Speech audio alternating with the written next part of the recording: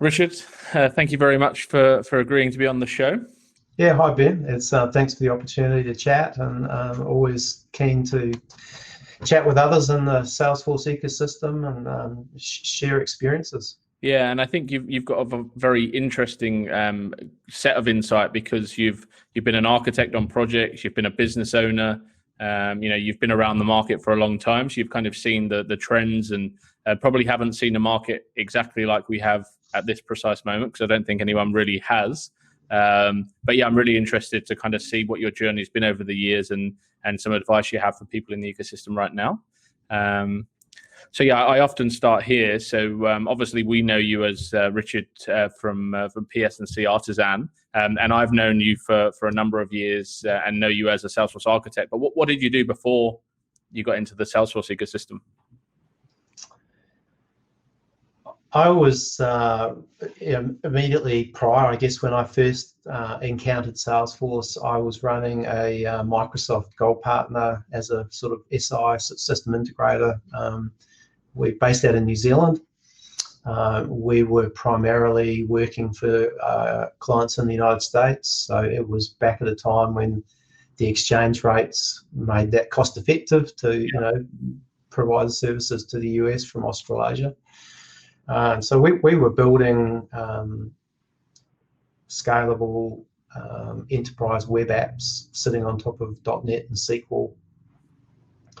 And in 2007, we had a US client who wanted something built in a Microsoft stack, but wanted it connected to Salesforce, wanted an app in the App Exchange. And so whilst, maybe 2/3 of the project build was in the .NET world and a Microsoft stack, there was 1/3 of it was in a Salesforce world. And that was my first introduction to what's Salesforce and what's CRM and what's the API and how do we do that. Sure. So, the initial, so really started as an integrator, I suppose. Our initial touch point with Salesforce was it was one box in a wider enterprise landscape that had connections to and from, and we had to build an app. Participated in a 2008 Dreamforce, I think it was my first Dreamforce, where we had a booth and launched the app. How long ago does 2008 seem? Crazy. I think Dreamforce in that year, I think, was 50 or 60,000 people. It was still a massive event, but it was still all in Moscone Centre, and it was consumable. So I guess from then, so my first exposure was really as an architect and running an integration team. It then caught my attention, I suppose, as here is a modern technology stack which is very quick to deliver business value through configuration. It was at a time I had a degree of frustration with the Microsoft tech stack, where it felt like every 6 months there was a new language or a new framework or a new set of libraries. Every developer I hired had an evangelistic view about what was the best and greatest .NET framework to use. It felt unstable, it felt slow, and Salesforce, as it was back then, their round chatty logo with the red bar through it, no software here, was the mantra, and it's never been honest, but it was sort of at least 95% honest back then, Sure. And you did build amazing business outcomes through configuration and very little code, But back then, 2008, the platform was fairly limited, right, in terms of what. So it's still interesting to see that you had that view that it was like it could deliver fast value to a business when, correct me if I'm wrong, but it was probably Sales and Service Cloud at that point? Yeah, Sales and Service Cloud and Sites. So, the basic underpinnings of a set of Visualforce pages that were publicly exposed was there. It's true. And maybe that's because that my introduction to it wasn't really with a CRM lens. It was through an integrator's lens who they foresaw a future where their clients were using Sales and Service Cloud, and who also wanted to do this other thing, which happened to be digital marketing, and saw an opportunity to extend Salesforce into a space that it wasn't operating at that point. They hadn't bought Exact Target, they hadn't picked up Pardot. You had the ability to send emails through workflow, but really it was a bit of a poor man's communication tool. And this guy that was running this business saw an opportunity for Salesforce to be extended with a full service sort of marketing operation that started in CRM and went out to a prospective audience, and then captured data that went back to the CRM to then fuel the sales cycle. So I kind of saw that, got excited about it. I guess he foresaw the Salesforce success, I suppose, and he was basically saying we need to get on this bus because it's going places quickly. So I certainly have to give Mark Serra is his name, give him credit for the vision. Otherwise, I probably wouldn't have got started with it. And then from that moment, was it kind of for you? You kind of acknowledged there was that opportunity, and that was game changing, and you were all in on Salesforce. Yeah, maybe not. We adopted Salesforce as a secondary tech stack to Microsoft, so we remained a Microsoft partner. We remained doing some Microsoft SI work for US clients, but we started doing Salesforce work as well. I went through the consultant training, I think, during 2008. Got certified in 2009, only because I did the consultant training back to front. Somehow I ended up, I did the consultant training course, but I hadn't even done the admin course. I probably wouldn't, I wouldn't have passed if I'd, I was interested more in the consulting, like how do you use this to create apps that give business value? So it was a consulting interest. So I did the training, and then they wouldn't let me sit the exam because I wasn't an admin. So then I had to go backwards a bit and actually learn how to operate the platform. Got certified in 2009. So that New Zealand company continues today, called Fuse IT, and they continue today with a bit of a hybrid Microsoft and Salesforce system integrator portfolio. They've built a number of products over the years. I moved to Australia, and since being in Australia, I've been 100% Salesforce and haven't retained the connection with Microsoft here. And then what kind of roles has that move to Australia led you into? What kind of positions have you played over the years? Yeah, so I guess I came out of the New Zealand experience, maybe I certainly don't think I would have described myself as an architect back then.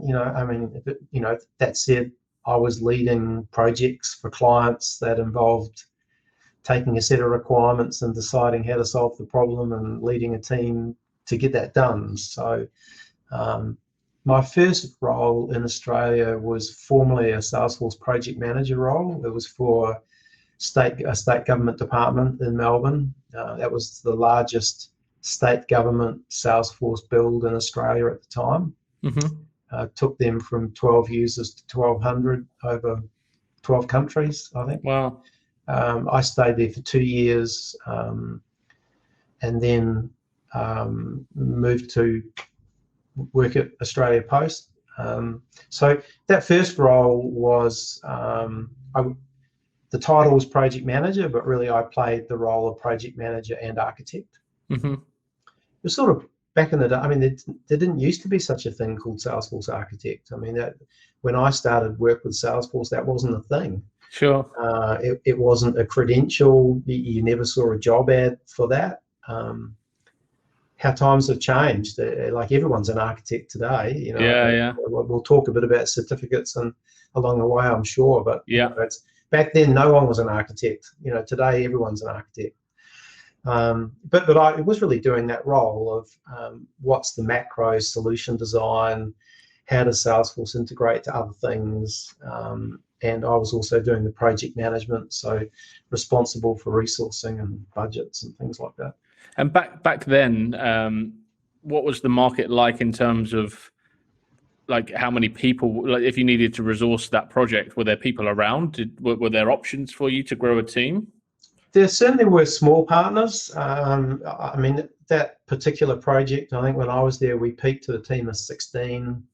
There were 3 or 4 people that were working with me by that point, but there were a few independent contractors, and there were another couple of small Salesforce partners also in there. So that was partly the department's choice around the resourcing strategy. They didn't want a global SI in there as a big brand. They wanted to hire people based on merit for the roles they needed. Mm-hmm.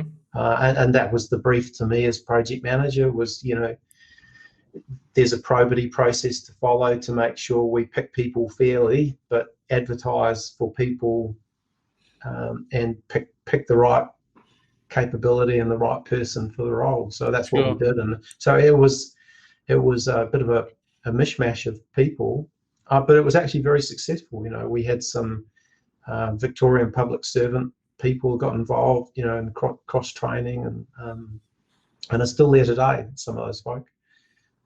So what was it like trying to train someone back then when you didn't have Trailhead? Like it was just all on the job training? Probably more reliant on the 5-day classroom training. There was certainly from an admin and consulting perspective, it was that those 5-day courses were very important because, like you say, you didn't have the self-learning that was there. Mm-hmm. Development training, sort of developer 501 as it was back then, as the advanced developer certificate, was peer reviewed. You had to build a project, like it wasn't easy. But they were the good old days when people had to pass an actual hands-on technical challenge that was assessed by someone else, right? Yeah, well, it's certainly, I think, has become easier to get. Yeah, I would agree. For sure. Yeah. I mean, I wouldn't be able to get it for sure. I'm not claiming that, but yeah, I do believe that there are more of the certifications in the market now. Yeah. And when I used to see the Platform 2 certification, I used to really that would really make someone stand out. Yeah. Or the advanced developer, should I say, not the Platform 2, the 501. But now it's more common to see them than not see them on a developer's resume. Yeah, like there's really no reason not to have Platform Developer 2 now. If you put in the effort and done the self-learning and you passed the badges, there's not really any reason not to get through that if you have a mind to do it. Yeah. Whereas previously, you did have to get your coding skills up to a level that an independent group of people who would look at your code would give you a yes or no, and there was no right of appeal, and it wasn't like retry the challenge, retry the challenge, retry the challenge. It's like you attempted it, and if you failed it, you went back in the queue and had another crack a few months later. Sure. So yeah, it is different. Yeah. So if we compare the time, so back then and right now, what were the challenges then on a big project, and what do you see as the main challenges your customers are facing now, COVID-19 aside, because we'll cover that, but from just a technology and project delivery perspective? I think back if you go back 10 years, Salesforce was CRM. It was, if you said Salesforce, people heard you say CRM, that they were complicitly sort of meant the same thing. Mm-hmm. Even back then there was the App Exchange, and you could extend it, as we did for state government department. We built out a whole grants management application for state government, using sites and Visual Force pages and JavaScript libraries from first principles. But we built out this extension to Salesforce. But for the most part, it was classic CRM. I think people's ambitions or their expectations of Salesforce. I think Salesforce was pigeonholed as a CRM back then. Mm-hmm. It was primarily Sales Cloud back then. I mean, their call center offering was lightweight. They didn't really have the open CPI adapters. There wasn't anything like a Lightning high-speed console. Those things all came later. So not only was it CRM, it was really sales. So because of that, most people used it for that purpose and that purpose alone. It was to manage a sales process, to take a prospective customer from the point of capture through to a successful sale, and that was the end of it. If Salesforce wasn't there tomorrow, all it would mean is the sales guys were back on their phones talking to the same customers they would have talked to yesterday, getting the same deals over the line, but falling back on a spreadsheet or something to coordinate. Yeah. How things have changed now. I mean, so now you've got Salesforce as a brand, like an IBM or a Microsoft or whatever. It means something different to say that word every couple of months as they keep acquiring big things. Mm-hmm. So I think in parallel with that expansion of what functionality Salesforce had, both in the core platform and through acquisitions, you've got a parallel curve of customers being more expecting more from their Salesforce licensing. For sure. Starting to run their business on it. Sales becomes sales and service. Sales and service became sales and service and a digital front door.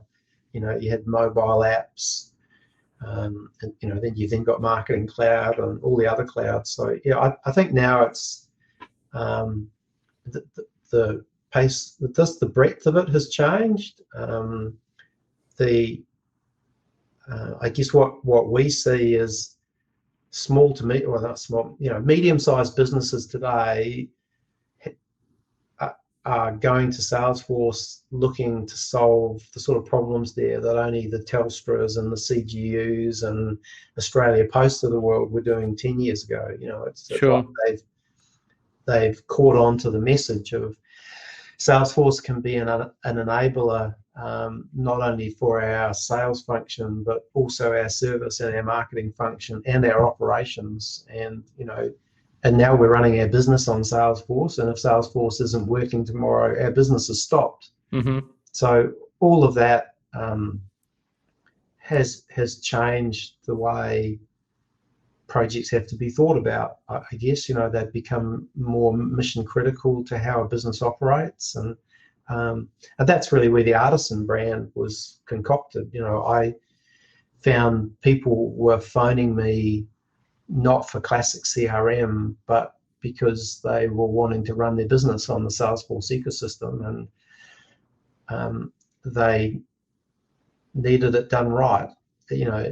And that's a subjective term that is, every business is going to define that differently in terms of their measures of quality and so on. But I think for any business, once you say, I'm running my business on this thing, and if this thing isn't working, my business is stopped, immediately the quality bar rises to a level. Yeah, for sure. And so that's where the sort of the Artisan brand kind of came in to try to talk to that. So more multi-cloud. It used to be single cloud. It's now multi-cloud.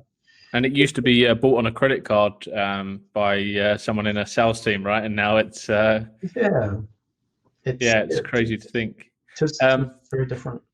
So obviously, businesses can run companies can run their business on Salesforce, as you said. And in a climate like this, like we have now, there's obviously a lot of uncertainty. There's a lot of companies perhaps needing to pivot. Have you seen or heard, or are you aware of examples where companies have kind of pivoted and been able to use the power of the platform to either stay relevant or to grow their business through challenging times? Well, we're certainly working with one public sector client at the moment who is accelerating their Salesforce program because of COVID-19. Really? So they're now faced with a virtual workforce who used to be an on-premise workforce, and they were already on the Salesforce journey, but certainly it's led them to consider accelerating moving business functions onto the platform just for the ease of being able to access it from wherever. Yeah. Yeah, so definitely seeing that. So they're moving from like an on-premise solution in certain areas of their business. That's right. And I guess there's still a lot of that around, right? So I think we're getting a lot of people that are very worried about the ecosystem. So a lot of potential candidates getting in touch and saying, "Oh, job's going to dry up," and obviously there are going to be elements of that in certain industries, but in other areas there is opportunity still, because as long as the business are aware of the power of the platform, then there's scope to utilize it in ways like you've just described, I guess. Yeah, well, we're certainly seeing, and Salesforce, Australia is seeing more broadly quite a strong uptick in public sector interest in particular. So I think public sector for Salesforce Australia, had become a primary industry category this year. I think last year it was buried in a larger category. They elevated it to sort of being a tier one industry that they were focusing on, and that was before the current predicament, with the COVID-19 situation came. So, yeah, look, Salesforce. Actually, maybe this is. I'll tie these two threads together. Back when Salesforce was just Sales Cloud, but you didn't have to specialize. I mean, if you did Salesforce, you did Salesforce. There wasn't flavors of that. Sure. And over the passage of time, and back then, I think it was possible to find people who actually pretty much knew everything. It was still of a scale that was possible. Yeah. Well, today. Well, for a start, from a candidate point of view, you can't know everything. And you'll still find a few people that claim to. Yeah, well, I mean, there was a point in my distant past where I thought I'd have a crack at getting every certificate. But, I think today that would just be ridiculous, because all it would prove was you're an exam guy, because I don't think, realistically, any person can really have that level of expertise across that many different systems. At least I haven't met one yet. Yeah. But so what used to become, it was just Sales Cloud. It was easy to learn it. You didn't have to specialize either at a candidate level or as a partner level. I mean, you either did Salesforce or you didn't. There was only one thing. Well, today it's multi-cloud, lots of acquisitions, and so that changes lots of things. From a candidate point of view, you can't say, well, I'm a Salesforce guy. I mean, if someone said that to me 10 years ago, I knew what it meant. Yeah. So today, when someone says that to me, I say, well, that's like you telling me you're an IBM guy or a Microsoft guy. So you're passionate about a brand. Tell me which bits of it you're capable to work with. Yeah. The same thing happens to partners. Salesforce push partners to specialize.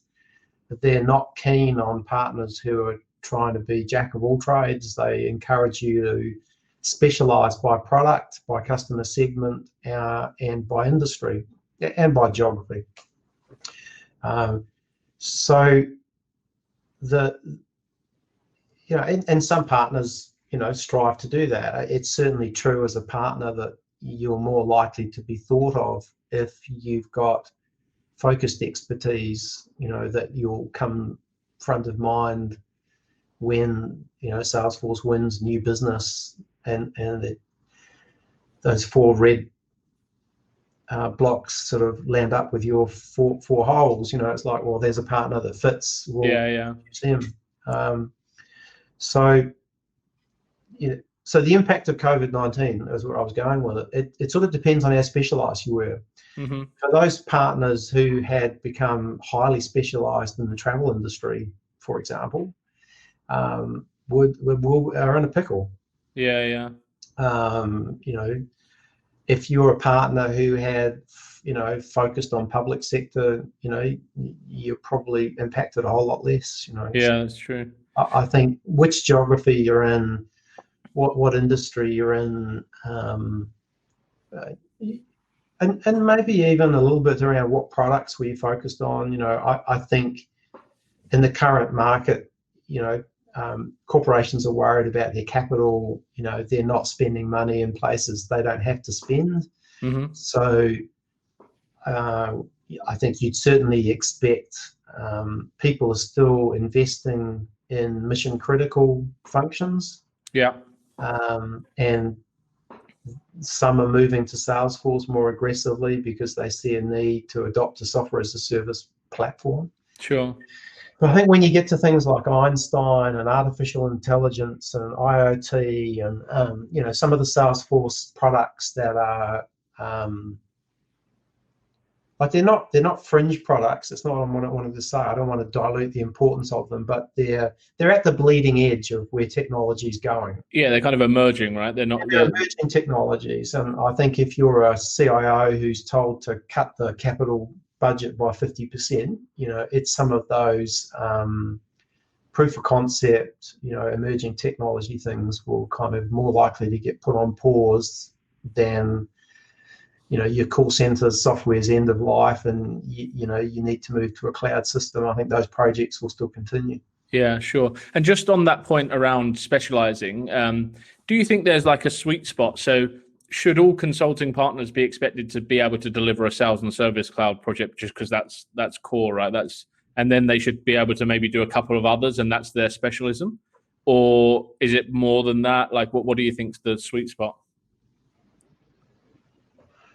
Yeah, I don't think you could say that every partner should have core platform capability. I mean, there probably was a time that was true. But, for example, there are partners who only do marketing cloud. Yeah. I guess they're coming at it from a different angle, right? But I mean, even some of them now want to move into the core side and have attempted or have successfully done that. So yeah, I think certainly if you've got multi-cloud capability or, a specialist cloud and the core platform, I think is definitely what all partners ought to aspire to. Sure. I think, the other thing that I think there's a bit of tension in the messaging around specialization. I don't have facts to back it up, but I would think that there's still a large percentage of new Salesforce customers are still doing just classic CRM. Yeah. And so, the drive to push partners to be very specialized, it makes more sense if all of the Salesforce sales are always specialized sales. If you went back 10 years, there were no specialized sales because there were no specialized products, and every sale was just a CRM sale. Yeah. We haven't moved to a world where every sale is specialized as much as maybe that's how it's spun sometimes. That there's like every customer's in a particular industry. It helps at a partner level and at a candidate level if you've got domain knowledge. You're a more valuable candidate to a logistics company if you've done a logistics project, and it need not be in Salesforce, but having domain knowledge helps. It's certainly true for a partner as well. Sure. But yeah, okay. And talking on the kind of candidates and the backgrounds and skill sets, we touched on certifications. Now that it's like I saw someone got Education Cloud certified this week, and I didn't even know that was a thing yet. Like I think that's just come out recently, or I've missed that one. I saw at Dreamforce last year the whole solution architect certified, and now I can't find anything about that online anywhere. It's as if I dreamt it actually. But how much value do you put on all of these certifications now? And also another topic would be trailhead badges as well. So for the pair of them. Yeah. Well, I think last time I saw a comment, there was 35 certificates you could get these days, So, yeah, they certainly have. I think the not-for-profit certificate was the first industry cloud vertical that was available, you know. And I think there's now 6 or 7 of them, as you said, each one, and you know, there are others. So yeah, what do I think about them? Well, I guess there's a few different thoughts. When I hire people, I like to see a healthy balance. So by that I'm meaning I'm looking for someone who's can demonstrate a commitment to self-learning and staying current, which is kind of evidenced both by certificates over a period of time as well as a good trailhead progression. You know, we almost never hire someone who's not a trailhead ranger, and we would having super badges is something that we look for, and experiences, you know, like the more years of experience you've got, which doesn't necessarily have to be Salesforce either. You know, you might have cross-trained into Salesforce from other domains, or you know, but you know so I guess if you think of that as a 3-legged stool, it doesn't wobble if all 3 legs are in around the, you know, balance. Yeah, sure. If you're a candidate who has got lots of certificates, but you graduated last year and you've got 10 badges on Trailhead, you're probably not going to get a job with me. Okay. If you've got lots of badges but no experience and no certificates, you know, again, and it's probably more the nature of the work that we do. You know, like most of our clients are doing ambitious, multi-cloud, fairly complicated projects that their business is reliant on. They're not always big enough that you can put a senior person buddied up with a junior. We like to do that wherever we can, and certainly right from the day Artisan was conceived, the idea of the artisan and the apprentice was always part of the vision. So, but that some projects aren't that big that you can kind of carry that. Yeah. So, you know, someone with lots of experience who hasn't really progressed with Salesforce, Trailhead, or certificates, again, is a bit of a one-legged stool. Now, I have hired one-legged stools, and you know, we hired a person this week that was strong and experienced, but not too strong in the other two because he never needed to be. Yeah. So as long as there's a commitment to get in balance, and I think that the person's capable to get there, you know, we'll certainly hire someone who doesn't have the perfect mix. Sure. But that's what we look for. So yeah, with the certificates, they prove that you can pass an exam. You get 9 attempts. When you fail, you get an email saying which bits you were weak on. Yeah. Really, you know, someone who's got a certificate, like I've got 21 certificates. It's not that I'm not committed to them, and we certainly factor them highly in our recruiting process. But I also try to keep a balanced perspective on the fact that you've got one just means you managed to pass the exam with I don't know how many attempts, but that might be your 9th attempt. Yeah. There's no way of telling. 9th time lucky, hey? Yeah, well, I'm sure for most people they all sail through on their first time, but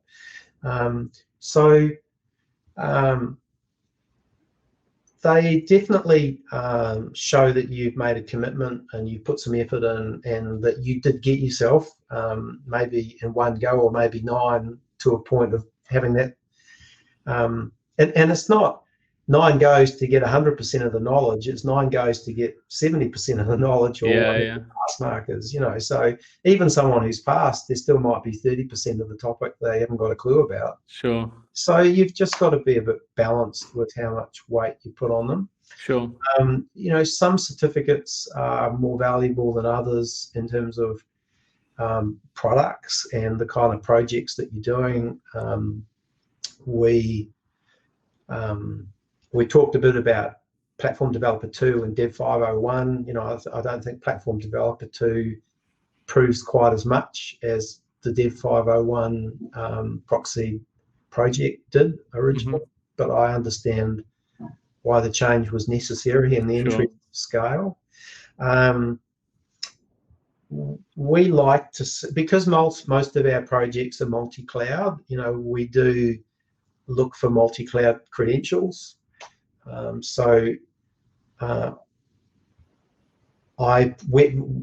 like to hire certified developers who also have a consultant certificate. Okay. And we like to hire consultants that have got App Builder or Platform Developer 1, because we're not an organisation that puts project teams of 50 into a client where everyone's got a very narrow job description.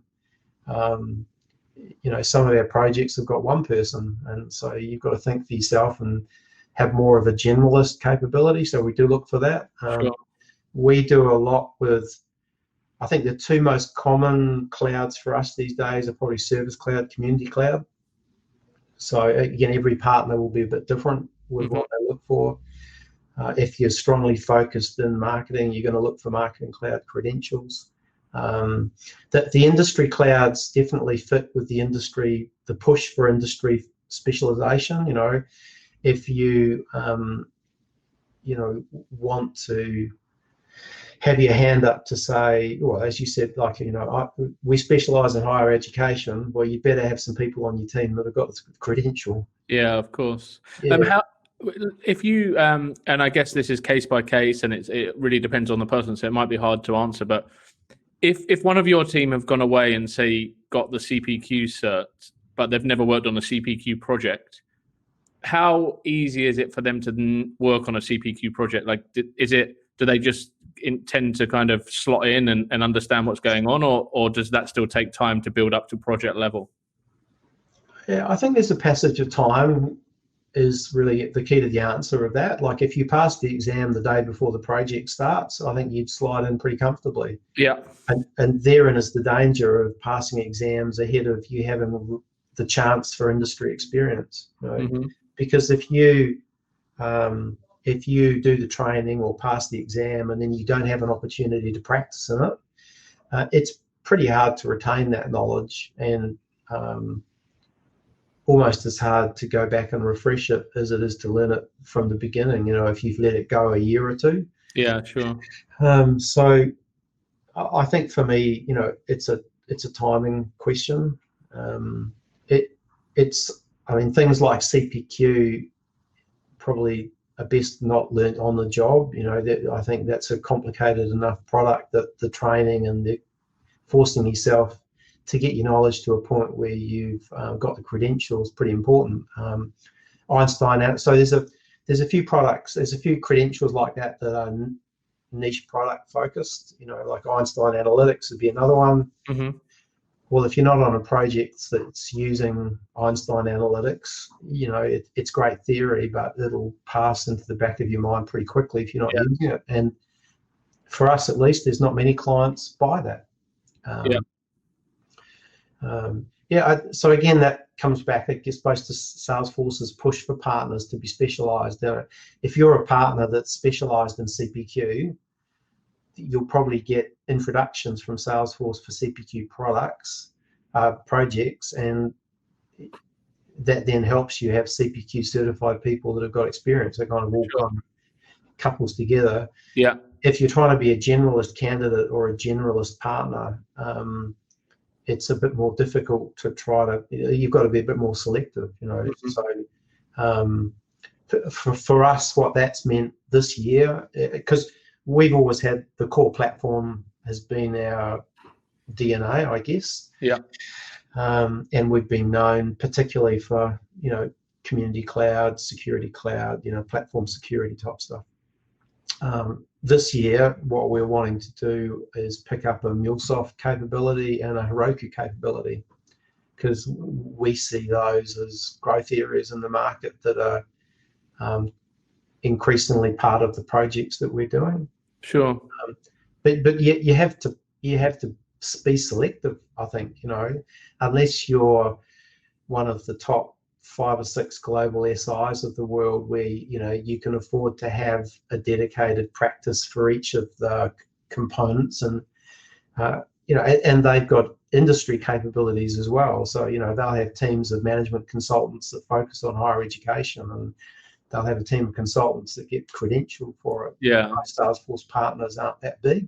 Sure. So you do have to be a bit more selective.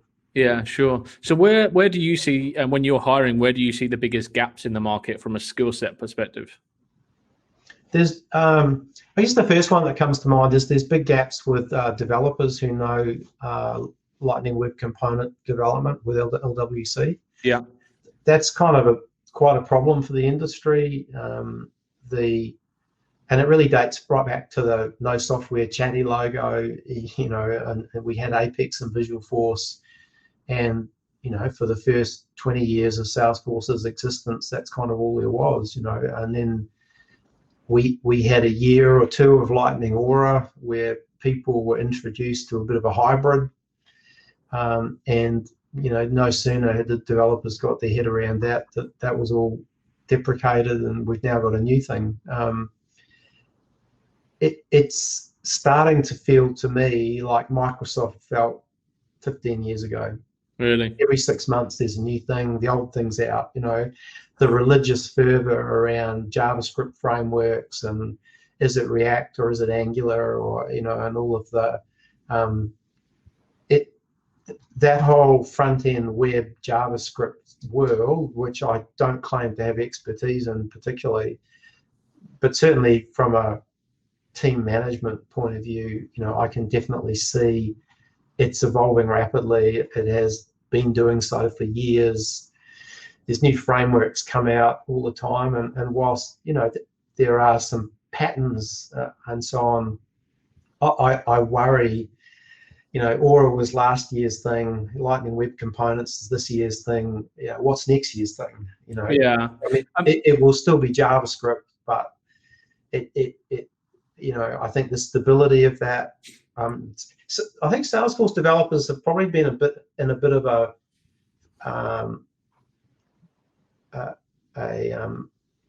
they've been in a lucky spot for the last 10 years of being in an environment that hasn't changed that much.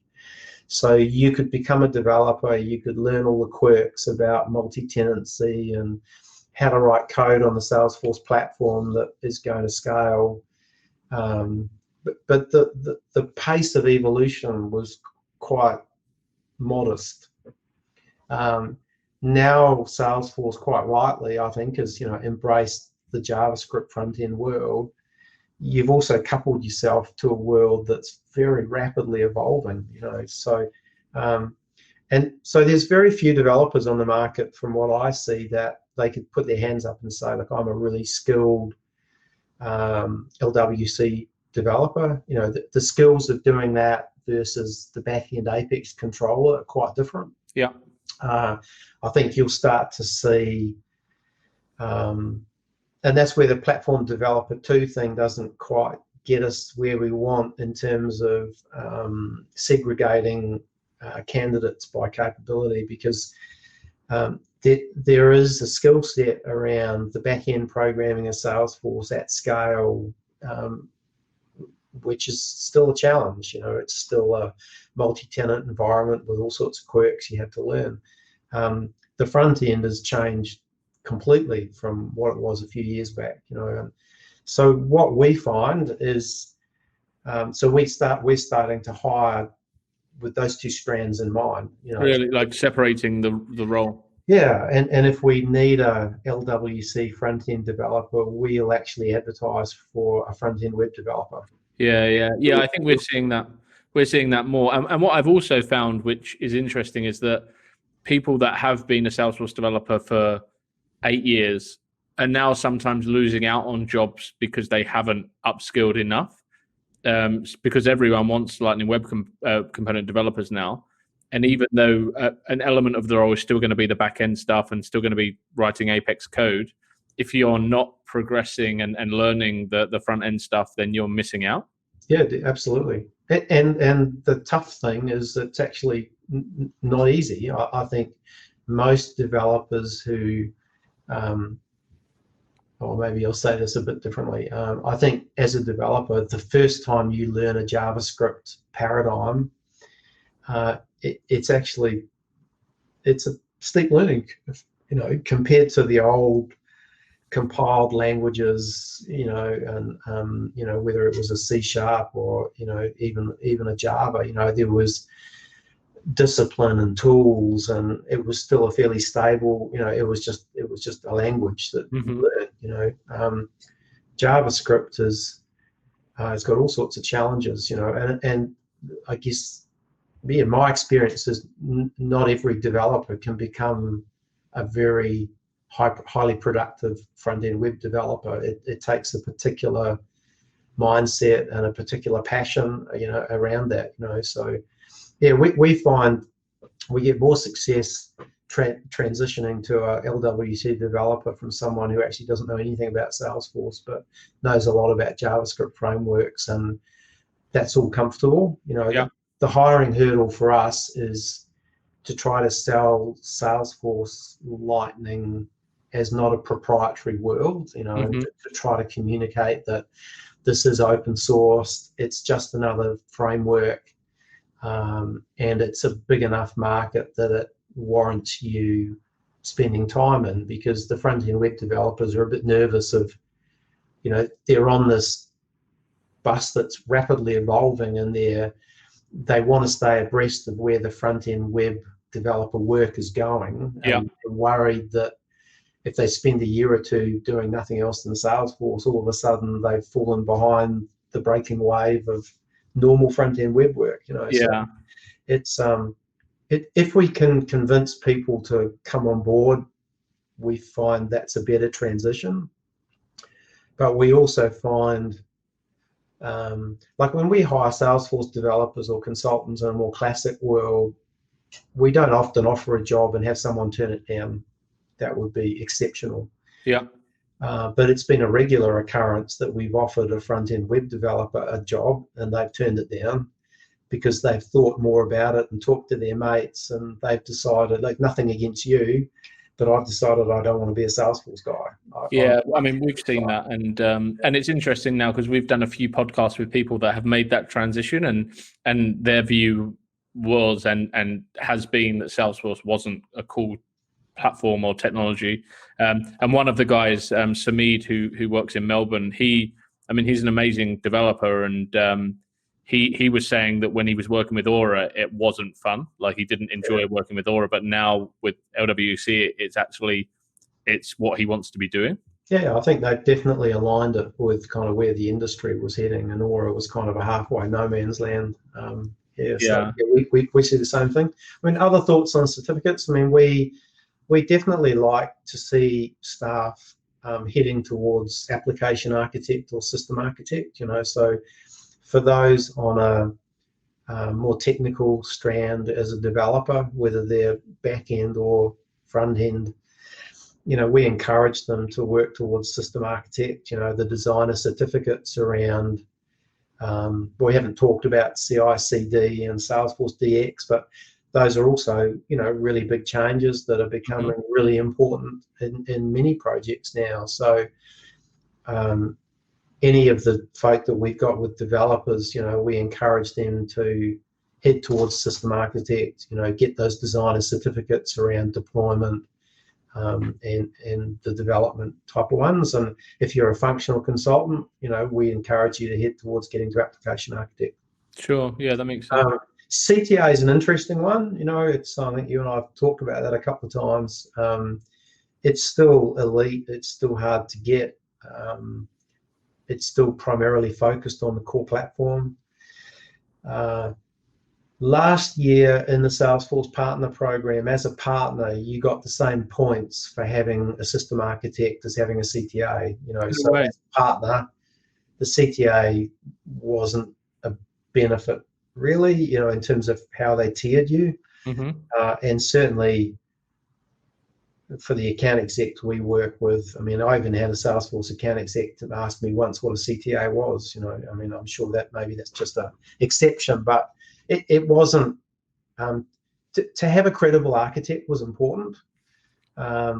Which particular credential they had, I think, the Salesforce architect community understood the differences, but probably the wider Salesforce ecosystem a bit less so. Yeah. This year's partner program, they've changed the formula. So this year, the expert credential, there's only one that you get points for, and that's the CTA. Really? So today, if you haven't got a CTA, you're definitely missing out on some of the points in the partner formula. Sure. Yeah, that makes sense. Yeah. So just looking forward, obviously we've spoken about the years of Salesforce, we've spoken about the current day, but where do you see the platform continuing to evolve? Because there can't be that many more gaps to fill, right? It's kind of businesses or companies can run their whole business on it. So where do we go from here with the evolution? Yeah, look, I certainly don't have any insider knowledge or crystal ball, but I think what I expect is you'll see maturity around the acquisitions. Things like Marketing Cloud have taken several years to look like Salesforce and work well together. So I think you'll see continued investment in connectors and a common look and feel and common tool sets. I think maturing the matrix of what it means to be Salesforce. I think there'll be quite a bit of that go on.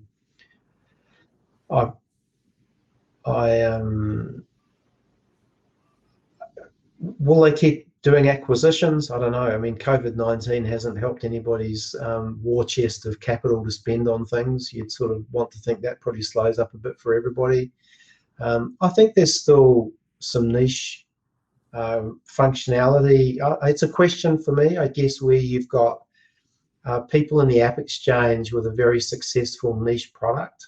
Like in the past, they haven't been threatened by Salesforce because Salesforce has gone after the big capabilities.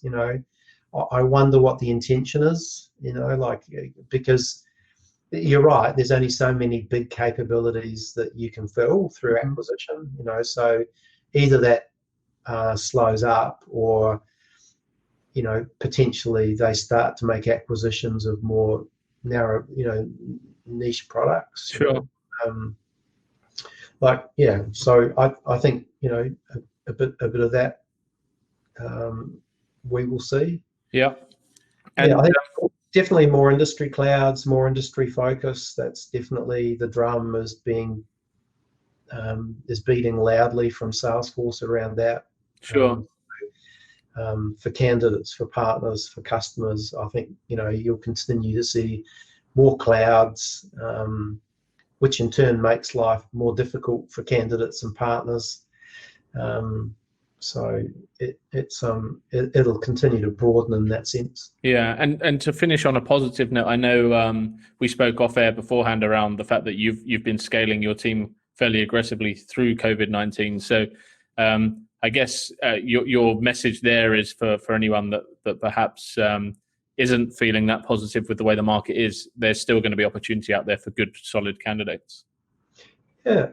I think certainly there are still plenty of partners who have got clients who are committed to the platform. There's obviously certain industries, like the travel and hospitality one that's taken a big hit. There are others like public sector, which are continuing to spend, and we certainly got a public sector client that's speeding up their adoption of the platform because of how it can help them in these uncertain times of remote working. Sure.